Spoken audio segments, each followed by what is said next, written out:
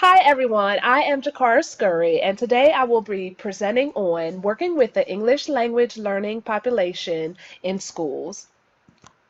This topic is one that is very special to me because I spent 4 years teaching overseas in Korea, and I know firsthand the challenges that students, teachers, administration and parents can have with English language barriers, and it can be frustrating for all parties. And I think that this is a topic that is very important, especially in American schools today.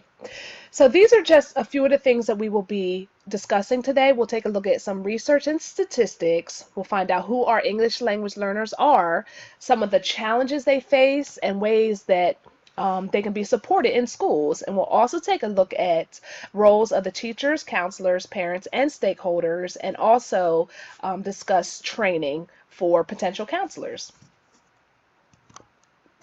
Research. I think it is very important to mention that there's not a lot of research out there, or more research needs to be conducted on how counselors feel about their effectiveness in working with ELLs. A lot of studies show that counselors don't really know how to measure themselves or their effectiveness with ELLs. And they also reported that they have not spent enough time working with ELLs currently in their profession, and also feel as though they were not trained well prior to becoming counselors in school. As far as ELLs, many of them say that they receive inadequate or insufficient advisement. Many feel that they're not prepared for college, and because of this, they struggle in schools, and many of them do not even attempt to go to post-secondary education. And I think that is a problem that school counselors, teachers, and those who work with them need to change or need to help rectify. So let's take a look at some statistics. Statistics show that by 2025, ELLs will make up the majority of the school system. 1 in every 4 students will be categorized as ELLs in the United States, and also the ELL represents the fastest growing population in the United States. And I think that is just mind-blowing, because once they were the minority and now they are becoming the majority in schools. And as difficult as it may be, school counselors and teachers will have to be able to address their needs because they will make up the majority of their school. So who are our English language learners? English language learners are students whose primary home language is other than English, and who are eligible for services based on the results of their English language proficiency assessment. So basically, once assessed, they will be identified as English language learners, and then they can receive the interventions or the services that the school provides based on being identified through this assessment. So English language learners fall into different categories. You have ESL, which is English as a second language; ESOL, which is English for speakers of other languages; ELS, English language service; and ELD, English language development. So English learners that come into the school can fall into any one of these categories, but at the end of the day, basically they are all learning English. They are not fluent in English, and they qualify for services. So let's take a look at something that is very important, the challenges for ELLs. And it's important to mention that counselors and teachers need to be able to identify these challenges that the ELLs go through, and if they hope to address them. So some of the academic challenges include ELLs are overwhelmed with having to learn the English language instead of just solely being able to focus on their academics. They're tracked into ESL classes, which sometimes takes away from all the other things that they should be learning at the same time as their peers, which can result in them not being ready for college, because it almost seems as if they're playing catch up because they have all these other responsibilities as far as English goes to learn first before they can move on to those other academic tracks. And also, schools lack the resources to support ELLs, which is a huge problem, but that's something that stakeholders could possibly help rectify. Sometimes students are delinquent due to not wanting to come to school because of feeling not adequate or uncomfortable, which could help which could affect their academics. And also, a big thing, as mentioned before, teachers and counselors are just not adequately trained to service ELLs, which is a huge problem because of the way the trajectory of the growth of ELLs in the school, so they need to be trained. Socially and emotionally, ELLs might experience grief,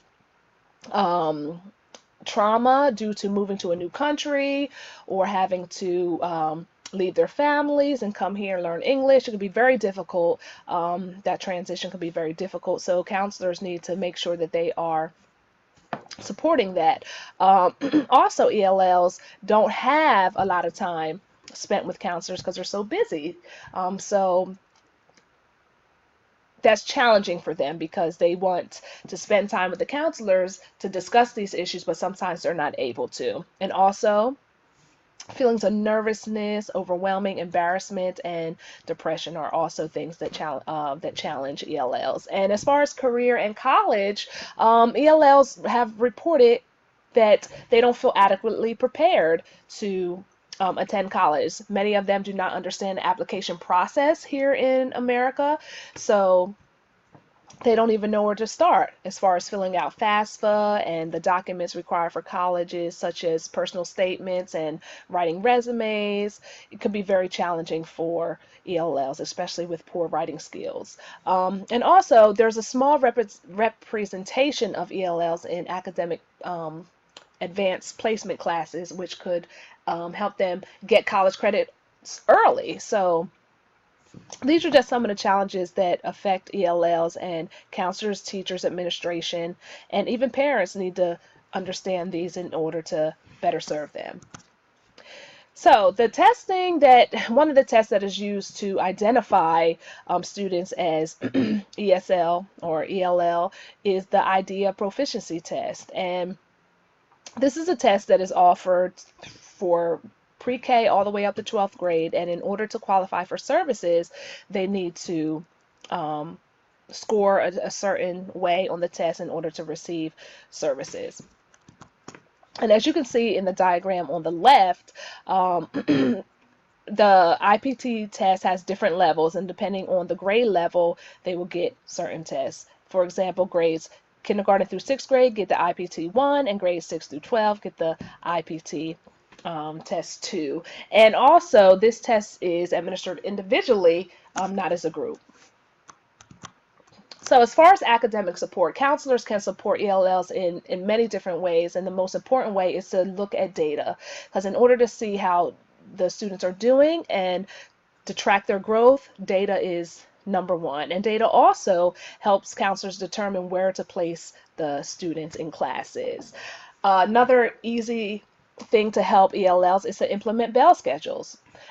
If the ELLs cannot understand the language, at least they can understand the bells and know when the bell starts, and when it comes on again, they know something is starting and something is ending. So that's something that can help them in an easy way. And also, having peer support. If counselors can get mentors or peer support for the ELLs, it's almost helping them have someone who has the same language as they have, and also can help foster friendships between those peer tutors and mentors. And also coaching and educating the ELLs on who to go to for help and how to reach out for help when they're struggling, and providing translators when necessary, and also increasing parental involvement through parent education workshops that the counseling department could have at the school. Teachers can support ELLs in academics in many easy ways, such as including pictures instead of a lot of words, using graphic organizers, speaking slowly, repeating instructions. And repeating instructions is key because in doing that, automatically, in regards to testing, the ELLs will require extra testing time. And also integrating listening centers and pairing students with students whose English skills are a lot stronger than their other students, so that they can help them grow more easily. And checking for understanding and struggles is key. Teachers should not move on to new concepts unless the students have verified and shown them that they've understood what they've said. Social support. Counselors can support ELLs by first and foremost acknowledging that what they're feeling, what they're dealing with is real and it's appropriate, it's normal, and that it is difficult, and then offer them support. Support can come in the forms of having small groups or making time for individual and group counseling, pairing students with mentors, as mentioned before, who have the same language, making referrals to outside agencies if the students' mental state is a lot more than the school can handle. Also having transfer student programs that will help make that transition into a new school or into a new country more easy for the students. And also allowing the space for the ELLs to discuss their customs and what they're used to, and also learn about the American customs through discussion. And also, as mentioned before, connecting parents to resources that can help them be better parents and a better support system for their kids. And also to help them because their English might not be good as well. Career and college support. So counselors can help ELLs by advocating that they have a larger representation in advanced placement classes. This way, the ELLs can kind of get ahead by taking classes that they're ready for and getting college credit for them, which kind of helps them become more equal with their English-speaking classmates. Also, discussing the types of schools and degrees that are available to them, offering workshops for writing resumes, personal statements, and filling out the documents needed to enter college. So let's take a look at some of the roles. Counselors, teachers, parents, and stakeholders all have roles in helping ELLs transition better and do well or succeed in school. So counselors, basically, the number one thing is to collaborate. Collaborate with teachers, parents, administration to make sure everybody is on the same page. Offer indirect and direct services, which includes counseling, making referrals, also doing other things such as mentioned before, having peer groups, peer tutors, mentors, so that the student kind of has their own support system with people who are their same age, or even seeking out the teacher as a tutor to help with their student. Also, advocating not only for the student but for their families as well, and informing stakeholders of everything that is going on in the counseling department and in the lives and the progress of the ELLs. Teachers need to modify classroom instruction in ways that is beneficial to the ELLs. If an ELL cannot understand the instruction in the way that the teacher is presenting it, it is their responsibility to modify it. Also, speaking with administration, counselors, and stakeholders to make sure that more appropriate and effective programs are implemented in the school or offered, or resources for the ELL students so that they can teach them more effectively. Also, collaborating, staying in contact and informing everyone of what's going on, the progress of the students or the lack of progress with the ELL students. And also training, seeking out professional development so that they can become more competent to work with ELLs in schools. The parents should be present and be involved. That is very, very important because it's hard for the student to succeed when parents are not around or involved, because a parent can be a huge advocate for their child. So parents need to be present and involved, noting any changes that they see in the child, positive or negative, so that they can notify counselors or teachers of these changes and work together to find solutions. And attend parent workshops that are offered at school, and also ones that they can access throughout the community to help them be better parents and better support systems for their ELL child. Stakeholders' roles can be to locate funding, which could help better the resources in the school system to serve ELLs. Also, attending meetings regularly, collaborating with counselors and teachers and administration to make sure that they are staying on the same page with one another, and also reviewing data in these collaborations, and also communicating suggestions for improvement. So, effective training.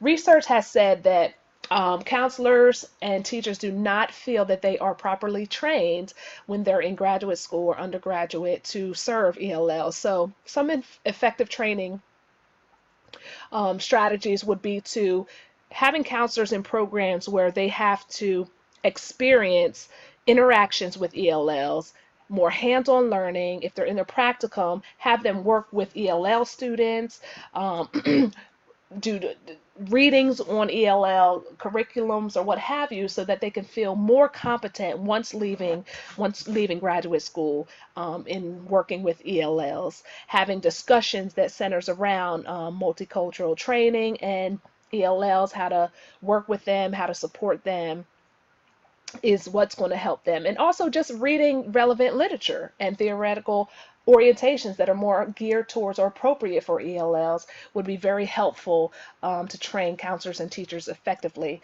to work with ELLs.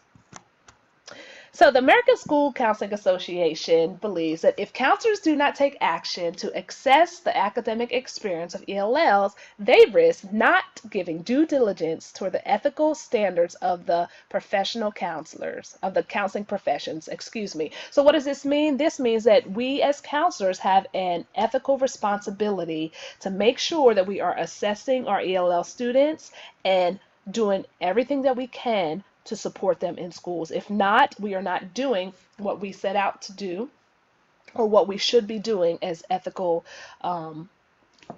counseling professionals or as ethical practicing professionals. So it's very important that we take those ethical responsibilities very seriously if we plan on making a difference in the lives of ELLs.